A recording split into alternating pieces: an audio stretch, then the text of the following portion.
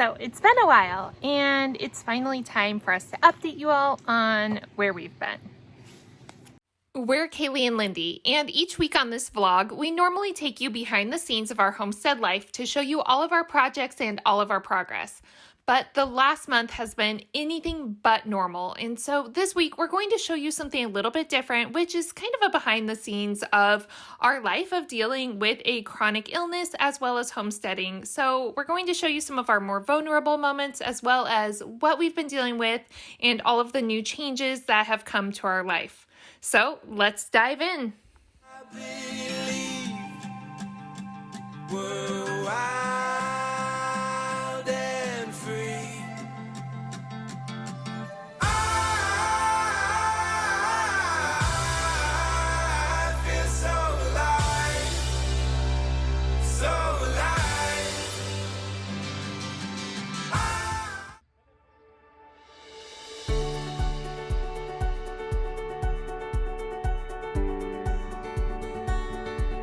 Here we stand, the world awaits. We'll let the stars tonight light the way. Hand in hand, through light or rain. It's your constant love that gives me strength. Under the starlight, we'll find our way, I know. This is the start of something beautiful. Come on in, Buttercup. With you by my Can you side. sit here? Yes, yes you can. Hi everyone. Long time no see. Yeah, it's been a while. Yep. So hi, if you're new here, I'm Kaylee, I'm Lindy. and we have 2 acres in Washington, and we started vlogging our life earlier this year to share it with everyone. Yeah, we wanted to give you guys an opportunity to see this lifestyle with maybe the untraditional people behind it. That's us. Very much so. We've been absent for Over a month now. Over a month. So the last vlog that you saw, we actually filmed at the very end of May. Mhm. There's a little bit of lead time because I need time to do all the production. Yeah, the editing, all that production stuff. It's time to let you know why? where we've been and what's been going on with our life. So, go ahead, explain. So I have multiple sclerosis. I know it's kind of been talked about in passing on this here and there, but I had a pretty big event happen. Hospitalized for a couple weeks, and then Yeah, show them your new equipment. So this is our a new way life. to eat. Yeah. Yeah. So we've been kind of processing and dealing and just being human. There's been a lot of emotions. Yeah. A I haven't lot. even had this a month. Yeah. So just learning how to navigate all the things that come with it, and my new friend that I carry around. Your backpack and, buddy. So we'll fill you in real quick, and then we are excited to just go back to our normal, Semi-normal. Our new normal. our new normal. Yeah. We appreciate you guys' patience. I know we kind of just poofed and disappeared out of thin air, but there was just a lot going on. Yeah. So we just needed some time. But we're getting back at it. So let's start by explaining. So like Lindy said, she has MS, was diagnosed at 19. We don't know a life together without it. Yep. It's just been a part of our life, and it comes with a lot of, I was gonna say ups and downs, but mainly just downs. It comes with a lot of downs. Progressively moving down. Yeah, it's not the 1 step forward, 2 steps back. It's been just steps back lately, Well, we're looking at a couple what other happens. Diseases that they want to either rule in or rule out. It looks like I might be positive for one of them, and then we're waiting on the result for the other one. Lindy has for a while now been having some problems, just like swallowing, eating. Like she hasn't been wanting to eat anything. It's been terrible trying to get any food in her. It's gotten to the point where obviously her doctors were like, oh, you have some sort of dysphagia, but then as most things do, you know, you wait a long time for medical care. We were waiting months and months and months for testing and doctor's appointments, and finally it got to the point where they told her to just go into the ER. She was extremely malnourished, it turned out. Blood levels Are all sorts of wonky. all over the place. Yeah. Some liver issues. Yeah, if you're aware of like the medical situation in our state right now, there's not many hospital beds, so the fact that they admitted her right away was not a good sign. And everything is still completely on lockdowns, so there is absolutely no visitation, nothing like that. So Well, from where Yeah. I was at. So for those 2 weeks, I wasn't able to have any visitors, which was a challenge in itself. I'm really glad that's passed me because 0 stars, guys. Yeah. I really just don't recommend. finally they do the operation to put in a feeding tube. So that's what you see here. Yep. So this sounds very anticlimactic when I explain it like this, but it's been a big ordeal. What is a feeding tube? Explain to us why you have it, what it is. Yeah. So I have dysphagia, right? Which means like swallowing issues where I aspirate on everything they tried to have me eat during the barium test, which was fun. Yeah. And I told them all along. So I have what's called a G tube, which means that all of my nutrition just goes straight to my belly. Yep. It's total nutrition, so it's got your fiber and all of that fun stuff. And what people kind of get confused on is I can still have some things by my mouth or orally with supervision, or when I'm not feeling super tired. Right. Like I can't be distracted while I eat. Like it's still a lot of work. So it's Yeah. called pleasure eating. It's more for like your mental health than anything else. So she's not allowed to eat anything alone currently. No eating or drinking alone. So she has to have supervision to make sure, obviously, she doesn't aspirate or choke. It's basically what you are getting into your mouth and properly swallowing is definitely nowhere near what you should have in a normal day to sustain your body. So that's why the feeding tube is here. So this is going to now supply the primary means of nutrition for the rest of your life. Yes. Yeah. At this time, it does appear that this is a forever situation, based on the ENT, the speech pathologist, the neurologist, and whoever else is a part of my medical team. With it being a part of my neuro, right? And my vagus nerve that's damaged? Vagus nerve, yeah. It's not like I can do activities and therapy that the speech pathologist is recommending, but there really doesn't seem to be options of improvement, so this is the best bet. I'm not going to say it's easy, but it's also like, it just is, so I'm just going to roll with it. I thought I was going to be way more self-conscious and all of that, but I'm really not, because I feel better, and that's kind of all I care about. That's what matters the most. We did film for you guys a little bit of what our life has been like, so we do want to show you.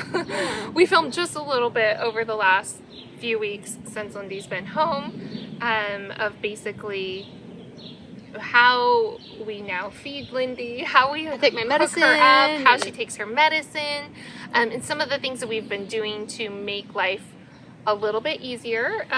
This comes with a lot of supplies and a lot of things, and just like the amount of things that we now, anytime we go anywhere, the amount of things we have to bring with us. Yeah, so here's a clip of basically some of the supplies that have arrived recently, and trying to make sense of it all. Enjoy. Look at how much stuff they have sent us in the last 2 days. It's a lot.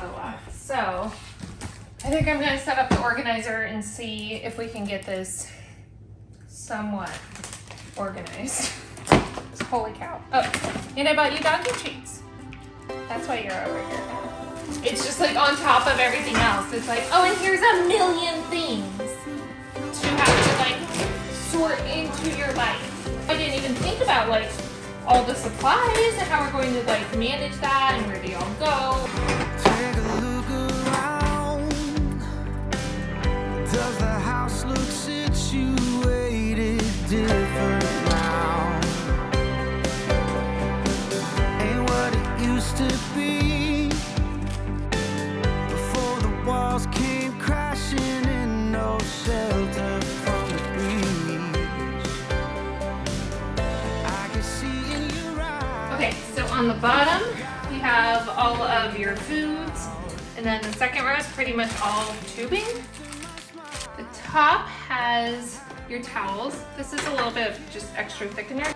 Some alcohol wipes and little baby wipes, syringes, pads, some more pads, gauze, and your syringes. I figured just some water that I could fill up, you know, each day or twice a day or however often we need. This should fit like behind the bedroom door, then we can just roll it out when we do feedings. I love it. And then I did put together also a little travel kit. So we have the insulated one if we like start making our own foods. I figured this was like a nice little on the go. It's actually a little cosmetic bag. But if we open it up, we have foods on this side. And then this is your thickener and just some Tylenol also. This is like the coolest Tylenol, but they're like powder form of Tylenol. So that's been super helpful. And then this is the thickener for on the go, so we can thicken her drinks. And then on this side of it, we have more like gauze, pads, alcohol wipes, all of that kind of stuff. And then we have 3 packs of tubing and a syringe. Awesome. At least that way we have a little go bag, because oh my gosh, getting out of here to the doctor's appointment the other day was a nightmare. We were like trying to like figure out what boxes things were in and what we would need for the day. So now at least we have. It was so stressful. Yes, this way we can just keep this stocked and it'll make mornings much less stressful when we need to rush out the door. You know. Good work, Kay. You're amazing. Chore time now. You. Okay, so that's some of the supplies that obviously, like, there's just a lot happening, but we also wanted to show you basically what a feeding looks like. So this is basically the process that we now go through every morning to get Lindy her meds and then hooked up. So this was actually when we were doing 2 or 3 a day. I don't even remember. We were on a lot of meds the first couple weeks. That has obviously dropped off, but here's what that process. Come with me while I enjoy my breakfast. It's the new way of bringing coffee. Okay, so Hi guys! Long time no see. It's been a minute. we've had a little bit of practice. It's been about a week now since Lindy came home from the hospital. So we're going to show you how we set up a feeding for the day. But first of all, we need to do meds for the day. So I have her meds all powdered up, and then we're just going to combine them with water. This cart has been a lifesaver, having this right here in the bedroom with all the supplies on it. So I have my jar of water. So I just dropped some water, and then we're just gonna combine it. Okay, so then we just make a little slurry basically and slurp it up with all the meds. New sound effects. That's right. So I will leak all the things if I'm not careful, which is kind of gnarly. But you have to pinch it. And then take And that then little open it. cap and off. Then it explodes on you. Then I've got this over here. I just get all the air out. You don't want a belly full of air. Whoop. And just hook it right up. Unpinch. And just slowly push it in. So this tube connects into the stoma, which goes directly into her stomach. My belly. Yeah. And then we're gonna do some additional water because obviously, like, drinking water, she drinks some. You drink some, but like, this is a good way to make sure you're getting enough water. Ah. Sorry, you feel that? Yeah.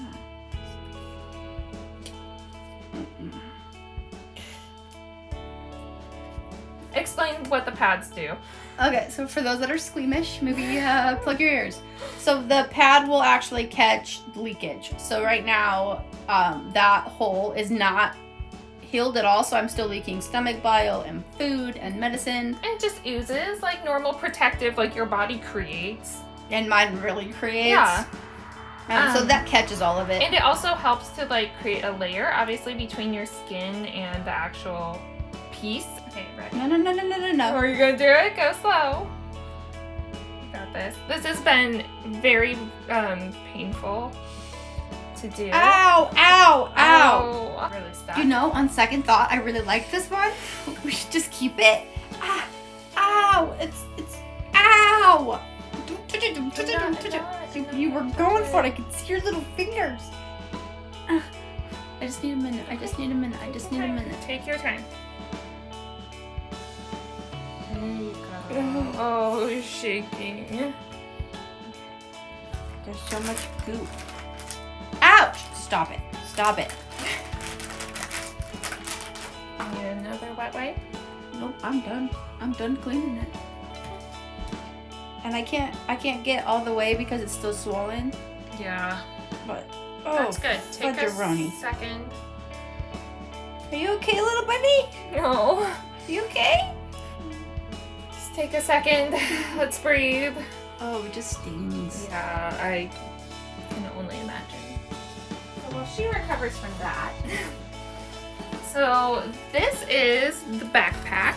This is the one that the hospital issues basically. And what this does is this can house your bag, and then it connects to your pump, which sits right in here in this little pocket, so that you don't have to be carrying your pole around everywhere you go. So we primarily keep it in the backpack because she's been doing the feed, gosh, probably 12 hours a day, 10, 12 hours of feeding because we're going so slow. Okay, so the first thing we're going to do is get a new bag. She'll use that bag all day long for feeding. So here's the bag and here's the tubing. So I open up the bag, and what we're gonna do is hook this in here like this. This is why it's a little bit easier to do it initially on the pole while we get everything hooked up, and then we can unhook it from the It's pole. kind of clunky. It is a little bit clunky, yeah. We've But- gotten better. The first day it took us so long. I still feel like I'm super slow at it. So we have our cord now, we have our bag hanging in there. It's obviously not full yet, so what I'm going to do now is there's little holes down here, so you run it through these little holes, and then it comes right out the front here where your pump is. So I actually like to run it out this, there's just 10 million pockets, so I like to run it out this second pocket.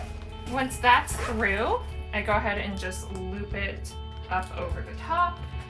So here's the pump, and then what we're going to do is open this, and then this is actually where it runs through. And so it has these little nodules that fit into it. So this one sits right there, and then snaps in, and then the cord comes around and snaps in on that side, and then you can close it and it all lines up. So now we can put this pump into the bag, and it's got these little safety straps. So here on the side, there's this little hole. So this is where we actually run the tubing out, and it will go over to Lindy. Now what we need to do is obviously fill the bag, and then we need to prime it, which means we get all the air out of the line so that we're not just pumping a bunch of air into your stomach. Okay, so we have the formula that the hospital sent us, but we've been using the Cape Farms instead, which we purchased. Eventually they're going to switch over, but they just sent us so much of the other stuff, which is mainly just corn and soy. So we're using Cape Farms, which is organic, and it mainly uses pea protein, so it's a little bit better, but eventually we'll make our own. We will get there, just not yet. We'll balance both. Yes. This stuff, like, obviously I can have with me all day. You don't have to worry about, like, keeping it cold or anything like that. But Kaylee's really excited to finally be able to control my diet. Well, just to be able to get you like the supplements and the nutrition and things like that that you need. And obviously nutrition's important to me. It's kind of why we do all of this. Kind of why we grow our own food. I know. All right, so now we've got the bag filled, and it's time to turn on the pump and prime it. So we're gonna hit the power button. It's gonna make a noise. So then we're going to do the auto prime, which will get it most of the way, and then we'll manually prime it the rest of the way. So kind of hear it turn on. So it's running, and here it comes. Okay, so that's as far as the auto prime goes, and then I do the hold to prime to get it the rest of the way. And sometimes I overdo it and it shoots me in the face. Now it's time to hook up to Lindy, which is really pretty easy, all things considered. So same way we did the syringe, basically, where I just take the cap off. She's gonna pinch and remove the cap on that, you guys. Woo! Sorry. We get our morning shower, make sure that's connected. And then we hit run on the machine. It's gonna start running it through. So now, obviously, we can take it off the post. We can go out into the world. And she just has her little backpack with her everywhere we go because she's connected to it. It is awkward when you forget that you're connected to it and you try to do something Yes. and the bag doesn't go with you and you stop abruptly as soon as you feel that tension. It's really not that bad though. And it's been really, really nice getting my energy back. Like, I feel like I'm 12 again. It's been a little crazy. But yeah, I'm super thankful. Again, I don't think we realized how long this has been going on and how much it's been affecting me. Okay, but there we go. Now we can get our morning started. So the question that we've been asking ourselves a lot lately is like, what does this mean for our lifestyle and our life? And because literally everything we do is about food and growing food and raising food and all that. I'm not gonna lie, it's been a little heartbreaking because really the reason that we got into this lifestyle and gardening and all that is because I was so passionate about, I very much believe that a healthy diet that's clean and nutrient dense does make a difference in a person's health, but you also have to come to the realization that you can't fix everything with diet. As much as many people want you to believe that, it's not the case. It's about a balance. Yeah, does it help? Absolutely, but it's not going to stop the progression of a disease. And so when we have talked a lot about different senses and things like that, like Lindy's already deaf in one ear. That happened in the course of our first probably 5 years together. And so, you know, we always talked about like, oh, what if you lose your hearing altogether? What if you lose your sight? My sight altogether. Yeah, and like, oh, or your ability to walk. And we've always kind of like, so had these things in the back of our head so that we've been able to kind of plan like, oh, well, we'll do X, Y, Z. Taller garden beds so we don't have to bend over and things like that. Yeah, and so when this happened, it just was... We didn't think about it. It was not This wasn't on our even radar. on the radar. Not on the bingo card for 2022. Yeah, we didn't think about my inability to eat food and then At all. breathing. Like my whole lifestyle basically is built around feeding Lindy, and that's what I love to do. It takes some readjustment. So we have been talking a lot about, you know, is this right? Should we still be doing this? Do we still want to do this? And what we decided was, Obviously. yes. And there is some adjustments, right? We thought of some ways that we can simplify so that we can keep living this way, because we decide 100% like, yes, this is what we still want. This is still very important to us. So yeah, we downsized a bunch of chickens so that we're not moving the tractor every day. We're not having to do that. We're just Chase them around like crazy. Yeah, we're just gonna have a nice small flock. It's just less money, less care, less time. Yep. We'll rehome the quails. And then the hardest and most challenging decision was the decision to rehome our boys. Yeah, so our two halflinger horses, Yeah. our big boys. This has been a very hard decision. I know it's the right one. It just sucks. Adulting stupid sometimes. Yeah, it sucks. It's definitely the right thing to do. Just the amount of like time, money, and energy that goes into caring for full-size horses is a lot. This is going to give us more freedom, more money, more time back in our day, you know. I mean, it's not just like the animal itself, it's, you know, caring for, it's finding feed, it's, you know, sourcing hay, it's fixing fences constantly, it's, you know, vet bills, and Kaylee's peace of mind and her well-being and all of, like, Kaylee comes first, and she's been the one running the show for a while. And so for me, like, knowing that she won't have to worry about that is the right decision, where you don't really have to bat your eye at it, you know what I mean?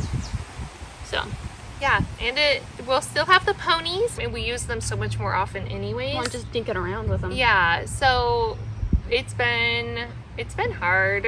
Like, It's been a lot. we've been, you know, trying to make all of those big life decisions, obviously dealing with the emotions of, like, this was a very serious situation, and it came very closer than I want to admit, a couple of times, to turning into something very, very bad. It was a very surreal time. So when Lindy came home, we just fully, like, crashed. But yeah, so we've been just kind of being bums, which has been amazing. We've been recovering, not being bums. Yeah, good point. This isn't, I know, our normal content. We will be back to doing projects and all of that hopefully soon. They might be small projects for a while or just a little bit different. Look at her. Trying to keep this one calm has been quite the battle. I was stuck in a hospital for 2 weeks.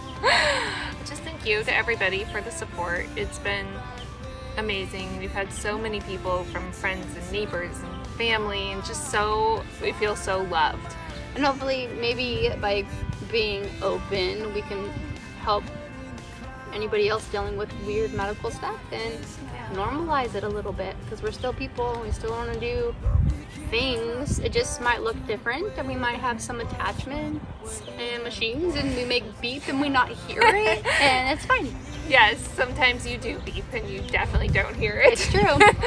You can have the life you want, whatever that is, and we're still doing it, and we're going to do it as long as we can. So that's why we will be seeing you next week, and we'll have a new vlog with something fun and exciting. I don't know what it is yet. All the things. All the things. We'll see you all next week. Bye. Bye.